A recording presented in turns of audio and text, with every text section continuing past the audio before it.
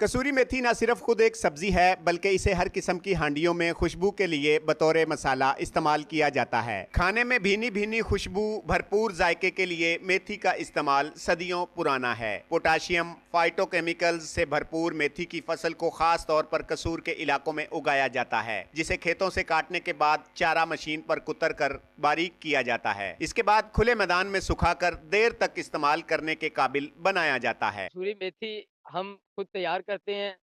ये हम अपने खेतों में खुद काश्त करने के बाद इसे अपने टोके पे लाते हैं। इसकी बारीक कटाई होती है। उसके बाद हम जो है वो अपने प्लाट रखे होते हैं। वहाँ पे हमने इसे 2 से 3 दिन के प्रोसेस के बाद खुश्क कर लेना होता है। उसके बाद इसे हम जो है वो पैकिंग करते हैं।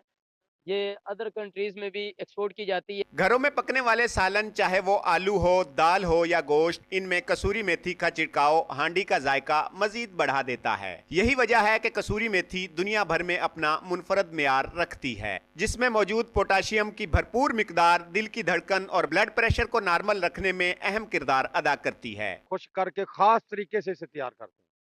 ठीक है सर, ना कि पाकिस्तान में बल्कि पूरी दुनिया से जो है ना राब्ता कर रहे हैं, डिमांड हो रही है इसकी। इसमें अल्लाह पाक ने बहुत से अज्जा ऐसे रखते हैं जो इंसानी मदाफ़त में मददगार साबित होते हैं, ख़ास तौर पर ज़ियाबीतस के मरीज़ और ब्लड प्रेशर के मरीज़ों के लिए, क्योंकि इसमें नमकियात के अलावा मिनरल्स और प्रोटीन, फ़ैट और ख़ास तौर पर आयरन जो है वो ख़ासी मिकदार में पाया जाता है। कसूर की सौगात कसूरी मेथी हर किस्म की हांडी को मजेदार बना देती है कि हर कोई इसकी महक से खाने पर टूट पड़ता है। किसानों का कहना है कि खुश्क मेथी को तैयार करने में बहुत ज्यादा मेहनत की जाती है, तभी इसका जायका देर तक बरकरार रहता है।